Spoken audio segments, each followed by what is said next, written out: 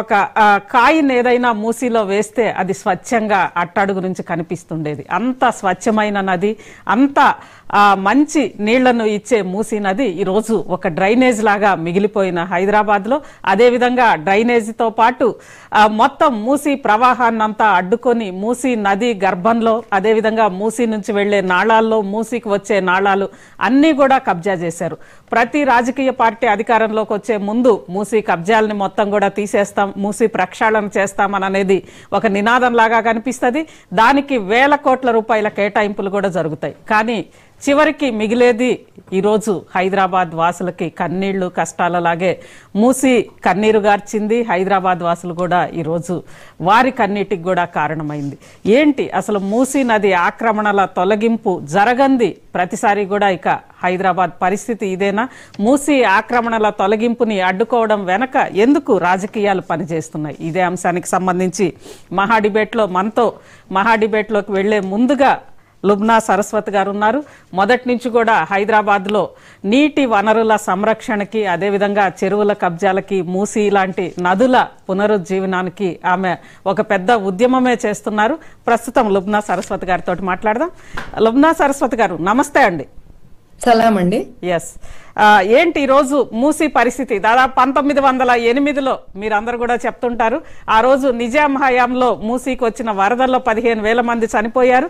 ఆ నేపథ్యంలోనే జంట జలాశయాల నిర్మాణం జరిగి ఆ రోజు నిజాం హైదరాబాద్ స్వరూపాన్ని మార్చారు. కానీ తర్వాత మూసీ, అంత మంచి మూసీ నది ఈరోజు ఒక రకంగా ఒక మురికి కాలువలాగా ప్రవహిస్తుంటది. ఆ మురికి కాలువని కూడా ప్రవాహానికి అడ్డుగా మొత్తం కబ్జాలు, ఇళ్లు, చివరికి కాలనీలు, అపార్ట్మెంట్స్ అన్ని కూడా వచ్చి ఈరోజు చూస్తున్నాం. ఎలాంటి జల దిగ్బంధనంలో ఈరోజు ఆ కాలనీలు అన్ని కూడా ఉన్నాయి.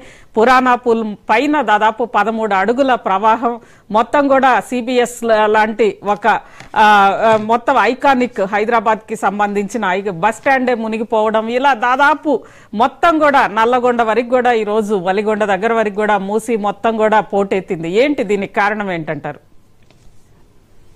అస్సలాం అండి. ఫస్ట్ ఆఫ్ ఆల్ చిన్న కరెక్షన్ అండి, నా పేరు లుబ్నా సరస్వత్ కాదండి, లుబ్నా సర్వత్. నో ప్రాబ్లం అండి, నో సారీ. అయితే రెండోది ఇంకోటి అండి, ఇంపార్టెంట్ ఒకటి గమనించాలా, అవగాహన, రూలింగ్ వాళ్ళలో ఎంత అవగాహన ఉండాలన్నది చాలా ముఖ్యము. ఇది ఈ రోజు కూడా గత 10 ఏళ్లుగా మినిస్టర్ అయి ఉండి ఇప్పుడు ఎమ్మెల్యేగా ఉన్న కేటీఆర్ గారు ఈ రోజు కూడా ఆ 2 రిజర్వాయర్స్ ని ఆయన చెరువులు అన్నారు. అది పాయింట్ అండి. చెరువులకి, రిజర్వాయర్ నది మీద వస్తుంది, చెరువు ఎక్కడైనా రావచ్చు అని చెప్పి ఆ మాత్రం ఆ అవగాహన, రిజర్వాయర్ కి ఫ్లడ్ గేట్స్ ఉంటాయి, డ్యామ్ ఉంటది, డ్యామ్ వెనకాల రిజర్వాయర్ వస్తుంది. ఇవన్నీ ఏంటది? ఎవరు అంటే ప్రజలకి ఉన్నది కూడా ఇక్కడ పెద్ద మినిస్టర్ ఉండి ఇప్పుడు ఎమ్మెల్యే ఉన్న వాళ్ళకి ఇట్లా మాట్లాడితే కష్టం మనకి.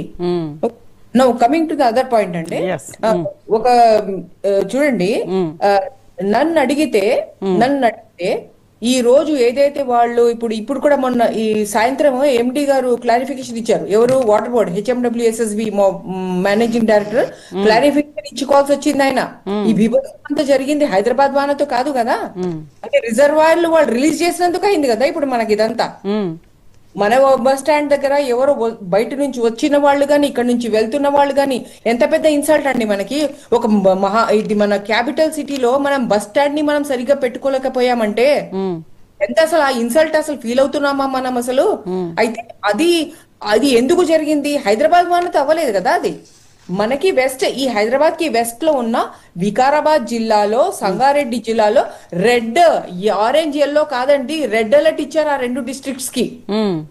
అలర్ట్ ఇచ్చారు కదా, మరి టెక్నాలజీ యూజ్ చేసి వాళ్ళంతా ఇచ్చారు కదా.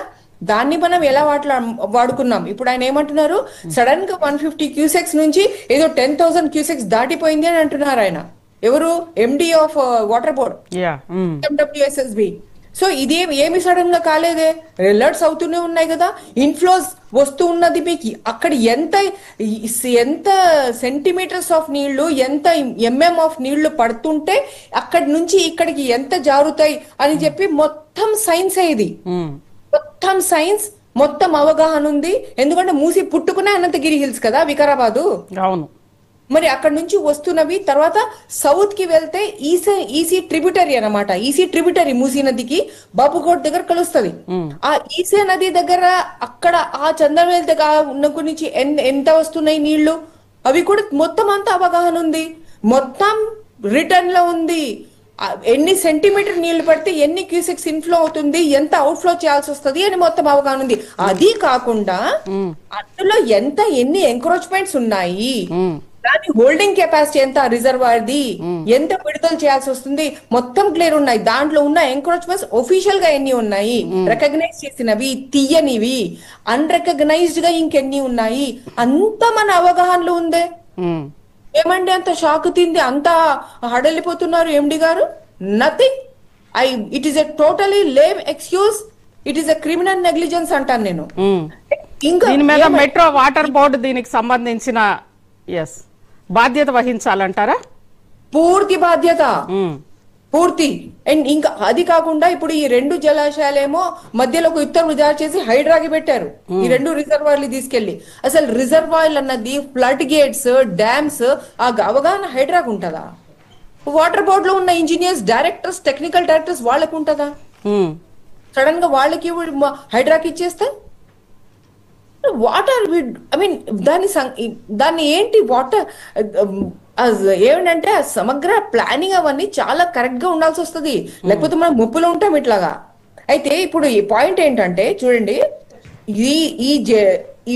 ఇది మాక్సిమం ఫ్లడ్ ఎఫ్టిఎల్ అన్నది ఒకటి ఉంటుంది, దానికి ఒక కెపాసిటీ అంటూ ఉంటది. అట్లాగే హై ఫ్లడ్ లెవెల్ అంటే మాక్సిమం వాటర్ లెవెల్ ఉంటుంది, దానికి ఇంకో కెపాసిటీ ఉంటది. మధ్యలో ఉన్నది ఏంటి, ఫ్లడ్ మోడరేటింగ్ కెపాసిటీ. ఇప్పుడు వీళ్ళు దాస్తున్నది ఏంటి, వీళ్ళు అసలు ఇన్ఫర్మేషన్ దాస్తున్నారు. ఏమి జలాశయాలు నిండలే, ఒఫీషియల్ ఫిగర్ ప్రకారం తీసుకుంటే జలాశయాలు నిండకుండానే ఓపెన్ చేసిండ్రని నేను ఆన్ రికార్డ్ చెప్తున్నా. గత 10 ఏళ్లుగా చెప్తున్నా, ఇప్పుడు కొత్తగా ఏం చెప్పట్లే. ఎందుకు అంటే అలనాడు చేసినప్పుడు దానికి ఏదైతే ఎఫ్టిఎల్ కి ఒక కెపాసిటీ పెట్టారో ఆ కెపాసిటీ కూడా నిండలేదు అసలు. ఇంకా ఫ్లడ్ మోడరింగ్ కెపాసిటీ పెడితే 12 TMCFT ఉస్మాన్ సాగర్ కెపాసిటీ మొత్తం, దాంట్లో ఇప్పుడు సగం కూడా లేకుండానే వీళ్ళు ఇంత నీళ్ళు వదిలేశారు. ఎందుకు వదిలేరంటారు? ఎందుకు అంటే చెప్తాను. ఎందుకు అంటే వాళ్ళకి ఆ జగ లేదు అక్కడ. ఎందుకు అంటే చాలా చాలా బడా జేబులన్నీ అందు లోపల ఉన్నాయి. బడా జేబులు, కాళ్ల దగ్గరికి, మోకాళ్ళ దగ్గరికి నీళ్ళు వచ్చేస్తాయి కదా. మరి హుజరాబాద్ లో రావచ్చు, చాదర్ ఘాట్ లో రావచ్చు, వస్తున్న బస్సులోని ప్రజలే కదా, ఎయిర్పోర్ట్ కాదు.